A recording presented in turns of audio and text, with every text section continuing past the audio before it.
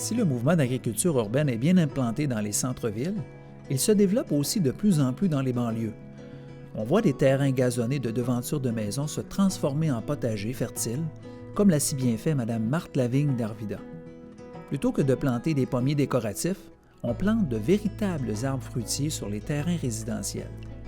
Des plants de légumes côtoient les vivaces dans les plates-bandes et se retrouvent aussi dans les jardinières en façade de résidence. On découvre qu'il est beaucoup plus pertinent de cultiver des légumes et des fruits que de la pelouse. En 2018, la presse estimait que plus des 2/3 des Canadiens et des Canadiennes vivaient dans les banlieues qui se sont souvent étalés sur de riches terres agricoles, défrichées par le dur labeur de nos ancêtres. Le renouvellement de l'agriculture urbaine dans ces banlieues marque donc un retour aux sources et un hommage à nos ancêtres. Pour débuter l'émission, nous sommes allés à la rencontre d'un passionné de la sauvegarde du patrimoine agricole, de sa famille et de ses ancêtres. Près du centre-ville de Jonquière, M. Jean-Paul Lavoie résiste, tel un Gaulois, en sauvegardant ce riche patrimoine bâti. Nos racines et notre histoire nous aideront ainsi à réconcilier la ville avec l'agriculture. Et le père à mon père, c'est mon grand-père, c'est Eugène Lavoie. OK. Puis Eugène Lavoie, lui, il est arrivé ici en région, il est arrivé de la petite rivière Saint-François. Puis quand il a déménagé ici, il a acheté la ferme. Puis je sais que moi, que quand j'ai travaillé dedans, fait du ménage, la placer comme il faut, là, j'ai ramassé là-dedans des clous forgés. Donc, c'est Puis des clous à l'époque forgés, c'est en haut de 100 industrielle. ans. Oui. Puis là-dedans, j'ai vu des réparations, ils ont fait des fanilles, là, puis des entrepôts. Là. Il y avait ici, c'est du pain qu'il y a eu avant le grand feu au lac Saint-Jean. 1870. OK. C'était comme ça d'origine. Ça, c'est le bâtiment Oui, original. ça, c'est ses fenêtres d'origine, ça n'a jamais été changé. Avec la fameuse porte de grange, hein, sur... La porte, ça, c'était la porte. Au début, c'était la porte où qui rentraient les animaux. Où OK. qui rentraient, au début, on rentrait un tracteur. Au début, c'était les animaux qui rentraient par là, puis c'était la laiterie qui était là. OK. Puis là, par la suite, les terrains ici, en arrière, les terres de votre grand-père, c'était en quelle année que ça a commencé à être vendu ici, puis ça a été loti là, pour la construction? En 1942, quand il y a eu la guerre, le grand-père Lavoie, lui, il a été exproprié, le grand-père, pour bâtir 41 maisons, puisque l'usine Alcan était venue une usine de guerre. Puis là, il avait bâti 41 maisons là.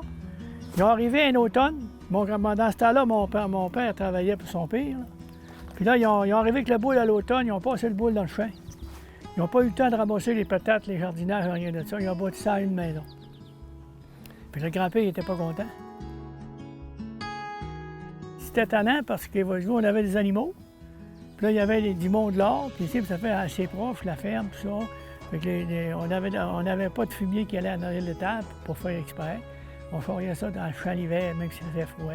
Puis même la pression est venue grande. Ça. Et pourtant, c'était vous qui étiez ici en premier. Hein? L'agriculture, en fait, en ville, à une certaine époque, on a voulu tasser les agriculteurs de la ville. Mais pendant longtemps, on cultivait en ville. Donc. Nous autres, ma mère, ce qu'elle nous disait, hein, elle dit à mon père, elle disait, Nazim, mon père, elle dit, nos enfants, on ne peut pas les garder ici en ville. Là.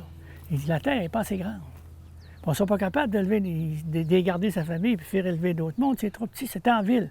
Puis ma mère a préféré nous envoyer à l'école. Puis mon père a toffé. Puis nous, on s'était à l'école, fait qu'on était capable d'avoir une vie raisonnable. Puis moi, j'ai resté avec l'État. Puis moi, je ne voulais pas le bâtir, là. Ben, c'est ça. Expliquez-moi un peu pourquoi vous ne voulez pas débâtir ça, parce que je présume que c'est votre amour pour ce patrimoine-là. Moi, je veux vous féliciter parce que ça rappelle vraiment le passé agricole de Jonquière. Ça fait partie de notre histoire. Alors, pourquoi vous voulez préserver... C'est important, puis c'est nos arrières. Puis nos arrières, c'est le garant de l'avenir, tu sais. Si on n'a pas eu nos arrières, on ne serait pas là. Puis moi, je trouve ça beau. Puis j'ai un beau terrain, c'est propre, c'est ramassé, le monde aime ça. Puis je l'entretiens, puis ça me fait plaisir. Puis chez nous, puis mon père, il savait, lui, il dit, père, qu'est-ce que tu veux quand tu vas partir? Il dit, je veux la grange. Il dit, je veux la grange, j'aime ça. Fait que je me l'ai donné. Les autres enfants, ils ont eu d'autres héritages, mon frère aussi. Mais moi, je voulais la grange, puis mon frère a eu le lot à bois en haut, puis c'est encore chez nous. Bien, merci encore, puis félicitations pour continuer votre beau travail. Merci beaucoup.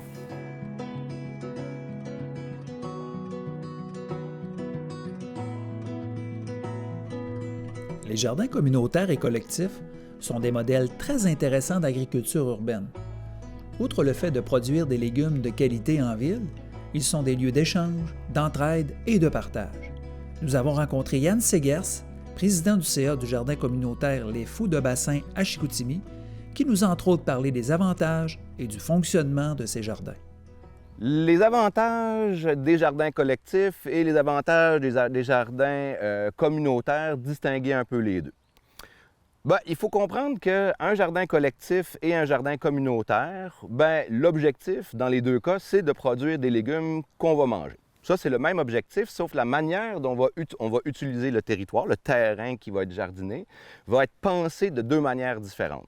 Le jardin communautaire classique, comme le jardin des Fous de Bassin ici, on a, je pense, 14 jardinets dans notre jardin qui sont divisés de manière plus ou moins égale. Et c'est les gens qui sont donc membres de notre jardin, qui ont une parcelle attribuée, vont s'occuper de manière autonome de leur parcelle, vont faire pousser ce qu'ils ont envie de faire avec les modes qui leur tentent et vraiment leur personnalité, leur manière d'être dans leur jardin. Bien sûr, ça n'exclut pas du tout que le jardin d'à côté se jase, puis on va s'échanger des trucs, on s'échange des semences, on s'échange des recettes, tout ça, mais l'idée, c'est que chacun jardine dans son jardinet. Un jardin collectif, disons qu'on aurait cette même parcelle-là, le jardin collectif serait un plan de culture qui serait différent. C'est-à-dire que là, plutôt que de jardiner dans chacun de nos petits jardins, on va dédier des parcelles qui vont être collectives. Ça veut dire qu'on peut dire l'ail, les pommes de terre, les haricots ou les courges, par exemple. On pourrait dire, vu que tout le monde en fait, on va tout le monde jardiner ensemble ces différentes cultures-là. Et après ça, on va se faire un plan de culture, on va se faire un plan d'entretien et on va se séparer d'une manière ou d'une autre les différents produits de notre récolte. Et on peut aussi avoir un jardin collectif complet, c'est-à-dire que l'ensemble du jardin est travaillé en collectif et donc c'est le même principe, sauf que c'est l'ensemble du jardin. Donc, ce sont deux modèles qui cohabitent, en fait. Il y a des modèles collectifs, il y a des modèles qui sont communautaires. Et en fait, je dirais que la grosse différence, c'est dans l'organisation politique du jardin. Comment est-ce qu'on s'organise dans notre jardin, en fait? Puis c'est là la question. Parce qu'on va dire qu'un jardin collectif, parfois, c'est plus compliqué parce qu'il faut qu'on s'entende, parce que toutes les tâches sont collectivisées et qu'on peut imaginer qu'il y a des conflits sur ci ou sur ça. Mais dans un jardin communautaire, il y a quand même des conflits sur ci ou sur ça. Donc, l'avantage, c'est vraiment le groupe qui décide comment il a envie de produire ses légumes. Parce que ça, c'est un truc dans les jardins, qu'ils soient communautaires ou collectifs. La gestion de groupe, ça, c'est la clé, en fait, parce que dans les jardins collectifs ou communautaires, si on est ensemble, évidemment, il y a des conflits un jour ou l'autre. Bien, ici, par exemple, on a un problème commun dans le jardin des Fous de Bassin, et c'est le problème de la marmotte. On a une marmotte qui bouffe, en fait, l'année dernière, elle a bouffé un tiers de nos récoltes collectives. C'est un gros problème, là. Mais quand on arrive dans le jardin, on est peut-être une 14 à venir discuter, il faut imaginer ça, ce qui se passe dans le jardin. 14 personnes pendant une heure qui vont débattre sur est-ce qu'il faut la tuer, est-ce qu'il faut la mettre en cage, est-ce qu'il faut la déplacer. Ah non, elle habite dans le jardin, on est plutôt chez elle, c'est pas nous qui sommes chez la marmotte, nous on habite sur le territoire de la marmotte. Ah là, oui, mais là, elle peut aller ailleurs. Donc là, tout d'un coup, un groupe de personnes pendant une heure et à plusieurs reprises vont discuter avec passion et avec philosophie d'un enjeu de marmotte. Mais là, si on tasse l'enjeu de marmotte, prenons ça d'un côté philosophique. Pendant une heure, plusieurs fois par saison, il y a des gens qui vont discuter de leur relation avec le vivant dans un jardin. Parce que tout d'un coup, la marmotte, c'est plus une marmotte, c'est un habitant du jardin. Elle participe à la vie de notre jardin et on doit s'en occuper. Et on a décidé qu'on allait s'en occuper bien. On a bouché ses trucs, mais on n'allait pas la tuer, on n'allait pas la délocaliser, mais on allait vivre avec et protéger nos propres jardins. Mais donc là où je veux m'en venir avec ça, c'est de se poser la question, quand est-ce qu'on discute sur les autres vivants de la ville? Hein? On discute tout le temps des humains, comment on s'occupe des humains, mais avec le jardin communautaire ou collectif, on s'occupe des petits habitants de la ville. On s'occupe des mouches, on s'occupe des altises, on s'occupe de la marmotte, on s'occupe des renards, on s'occupe des oiseaux, on s'occupe des oiseaux de proie qui sont là. Et on vit avec ces autres habitants de la ville. Et ça, c'est intéressant parce que dans les jardins communautaires collectifs, on se rapproche de la nature. Puis comme la ville, c'est un espace qui est un peu hors sol, ou c'est un peu minéralisé, comme on va dire, tout d'un coup, le jardin devient un espace de biodiversité, devient un espace où le temps devient plus lent, devient un moment où on observe les choses pousser. Puis regarder de l'ail pousser, ça prend du temps. Mais on prend le temps au jardin de regarder l'ail pousser. Puis dans le tumulte de la vie, des fois, avoir un moment de pause puis de lien avec la nature, avec des autres humains, ça fait extrêmement du bien. Puis dans le jardin, puis dans tous les jardins communautaires, là, je vais prendre ici, là, mais On a des personnes qui ont des vies rock'n'roll, là, des personnes qui ont baroudé leur vie. Puis de l'autre côté, tu en as un qui est directeur général d'une grande institution scolaire, par exemple, académique. Puis quand on arrive au jardin, puis que ces gens se croisent là, on est tous habillés comme ça. Il n'y a plus de hiérarchie, il n'y a plus ces affaires-là qui existent. On s'assoit, on jase ensemble du question de la marmotte. Bien, ici, on a une personne qui vient d'Algérie, puis elle dit la gourgane. Je ne savais même pas que ça s'appelait comme ça. Moi, dans mon pays, on appelle ça le haricot. Puis elle ne connaissait pas la soupe de gourgane, mais tout d'un coup, en jasant de gourgane puis de haricots, bien, on s'est rendu compte qu'on avait un légume en commun, bien, une légumineuse en commun. Fait qu'il y a des rapprochements culturels aussi qui se font, puis on va s'échanger des recettes. Puis moi, j'ai hâte de goûter la gourgane autrement qu'en soupe. Donc, tout d'un coup, le jardin devient un lieu aussi de mélange culturel. Ici, on a des personnes d'Afrique du Nord, on a des personnes qui viennent d'Europe de l'Est, on a des gens qui viennent de Montréal, on a des gens qui viennent un peu partout, en fait. Puis c'est ici que je retrouve le plus grand pourcentage de diversité culturelle. Fait qu'on a de la diversité écologique, on a de la diversité culturelle, donc il y a de la diversité sociale aussi, mais tout ça cohabite bien parce qu'on est en relation quelque part avec le vivant, avec la lenteur, puis on prend le temps, en fait, de voir où est-ce qu'on peut s'apprivoiser. Et c'est ça qui est magique dans les jardins communautaires. On cultive la vie, on cultive le vivant, en fait. Puis le vivant sur toutes ses formes.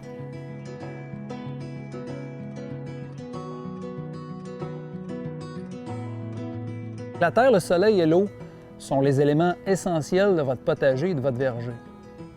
La terre, donc avec les éléments nutritifs qu'on y retrouve, va nourrir vos plants pour leur croissance. Le soleil, en fait, est important dans le processus de la photosynthèse qui va donner l'énergie à vos fruits et légumes pour leur croissance. Et finalement, il faut arroser. L'eau joue un rôle important, entre autres. Elle va permettre de transporter les éléments nutritifs vers la plante à partir des racines. Alors, c'est important l'été de faire la gestion de votre arrosage. Dans mon cas, j'utilise l'eau de pluie. Vous avez un contenant ici, j'en ai plusieurs dispersés sur le terrain près des bâtiments secondaires. Donc, je récupère l'eau tout simplement avec les gouttières. Cette eau-là est idéale, en fait, pour l'arrosage du jardin parce qu'elle est douce, elle est peu calcaire, puis ensuite, elle est en température ambiante. On fait un bon geste pour l'environnement parce que l'eau du robinet, c'est de l'eau potable qui coûte très cher à produire. C'est important aussi de connaître les exigences de vos plants en matière d'arrosage. Vous avez des plants qui vont demander beaucoup plus d'arrosage, par exemple les concombres. Vous avez des plants comme la famille des oignons, donc oignons, poireaux, ail, qui vont demander un arrosage modéré. Idéalement, on arrose le matin, parce que si on arrose le soir et que l'humidité reste stagnante, reste longtemps dans votre sol sur vos plants, c'est plus propice à la formation de maladies, propagation de maladies comme les maladies fongiques, les champignons. Puis en plus, quand c'est humide le soir et vous avez des insectes ravageurs qui aiment ça, ils se déplacent plus facilement quand c'est humide, entre autres les limaces et les escargots. Très important aussi, on arrose au pied du plant. On n'arrose pas sur le feuillage. Le feuillage ne boit pas. Le feuillage, on le dit, c'est le système de photosynthèse. Le feuillage va capter l'énergie du soleil. Donc, oui, la feuille a besoin de l'eau, mais c'est de l'intérieur de la plante, à partir des racines, qu'elle va avoir ses besoins en eau. Donc, en ville, on a des petites surfaces. Je vous conseille de ne pas vous acheter de système d'irrigation sophistiqué. Moi, j'y vais, j'ai 3 accessoires pour l'arrosage. La chaudière ici, pour les contenants. L'arrosoir ici, portatif, pour les surfaces. Et pour la serre, et peut-être les contenants qui sont un peu plus en hauteur, le pichet de bière récupéré de mes années universitaires dans une taverne à Québec. Donc, pour les fins de l'émission ce matin, ce qu'on va faire, on va calculer mon nombre de pas qu'on va faire avec le temps que je prends aussi pour l'arrosage. En fait, pour moi, l'arrosage, c'est une activité physique. Je vous invite à me suivre dans mon centre de conditionnement physique Écolo Fitness. On n'ira pas faire du tapis roulant ce matin, on va aller faire du tapis vert pour l'arrosage.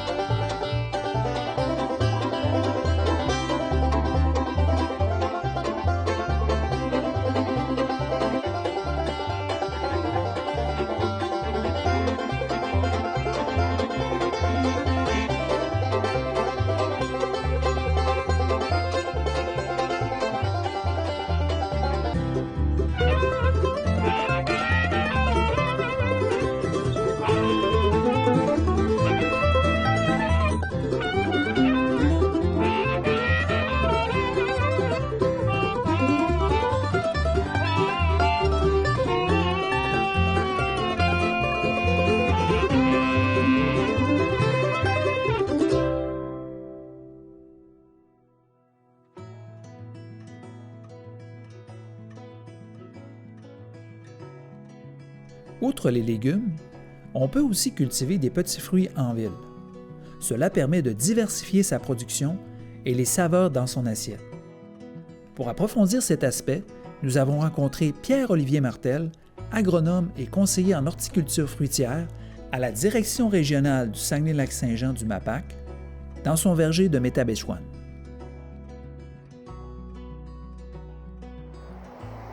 C'est certain que quand on pense à l'agriculture urbaine, là, le fameux potager nous vient rapidement en tête.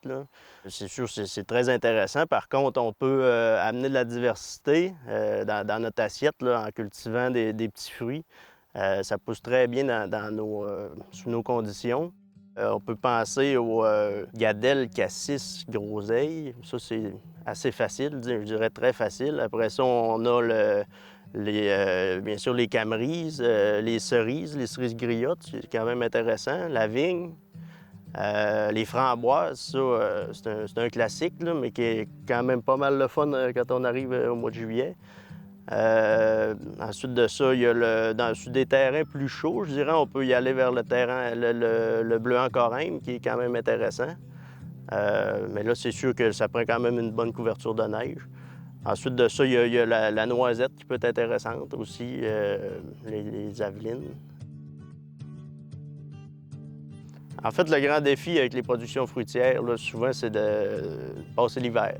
Si on veut passer l'hiver, puis les rigueurs hivernales, là, quand on arrive avec du moins 25, moins 30, là, pour plusieurs jours consécutifs, c'est là que les dommages se font, en fait, qui peut faire qu'une année, on a des fruits, puis l'autre, on n'en a pas.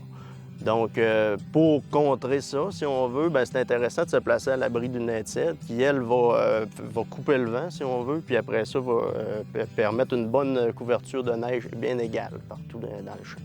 Avec l'expérience que j'ai acquise depuis qu'on a commencé, puis avec mon travail aussi, ce qui est très important pour bien commencer un projet, c'est de penser, par exemple, à quel moment je vais être là pour cueillir mes fruits, quel moment je suis intéressé d'en avoir, est-ce que je suis parti tout le mois de juillet, par exemple, puis à ce moment-là, ça va nous faire rater des récoltes, puis aussi le temps qu'on a à y consacrer. Au niveau de la planification aussi, il faut penser à notre zonage. C'est quoi notre rusticité? C'est un concept qui a été développé pour nous permettre de savoir quelle culture on peut mettre à quel endroit.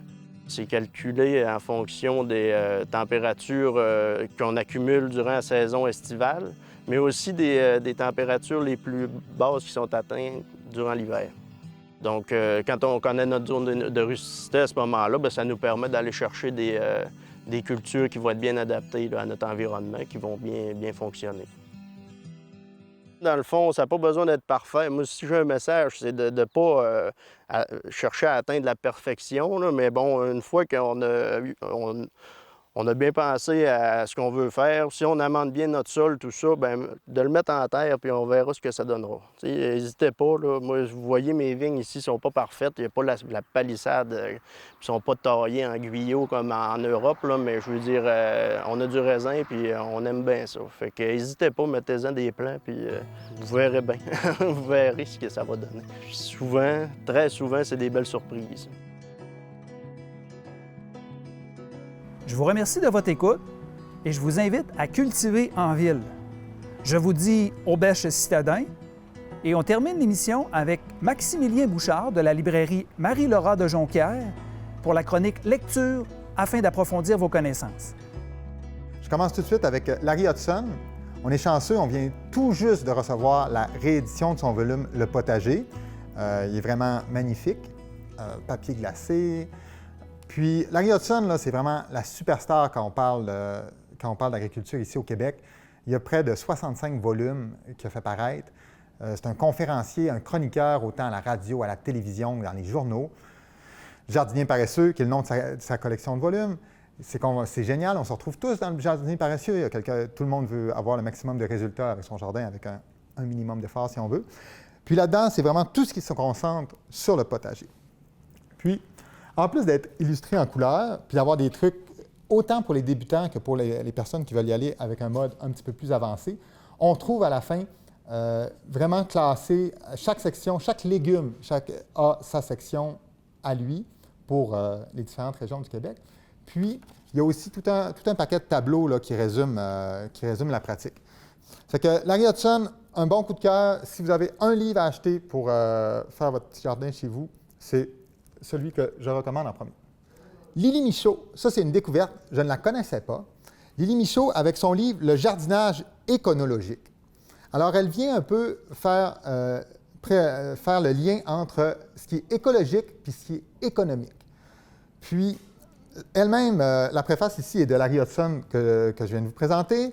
Lui, dans sa préface, il confesse que, pas nécessairement qu'il a volé, mais il a emprunté plusieurs trucs à Lily Michaud pour ses articles et ses chroniques. Elle passe du jardinage des fleurs, jardinage du potager. Elle parle aussi de toutes les étapes du compostage. Elle se concentre même sur la pelouse. Qu'est-ce qu'on peut faire pour traiter notre pelouse de manière écologique? Puis, dans sa philosophie, il y a aussi comment prévenir les maladies et les problèmes reliés à l'agriculture plutôt que d'essayer de les traiter par après. Ou est-ce que là, il y a beaucoup d'efforts à faire, puis il y a des coûts qui sont reliés à ça. Encore une fois, le livre est vraiment bien fait, vraiment très résumé. À la fin, on retrouve tous les tableaux qui résument les différentes étapes. Puis, c'est comme dans tous ces volumes-là, c'est spécifique au Québec. On est vraiment bien servi. Puis, pour finir, je vous présente Jean-Martin Fortier, qui est connu comme un chercheur, un vulgarisateur qui développe des nouvelles techniques, qui développe même des nouveaux outils pour faire l'agriculture. Puis lui, il se concentre sur une agriculture intensive. Être capable de faire le maximum avec un minimum de terre, tout en respectant le sol, respectant le produit. Encore une fois, on a un livre avec des magnifiques illustrations. Puis, c'est un passionné là, qui nous transmet, là, sa passion est contagieuse. Là encore, un excellent choix.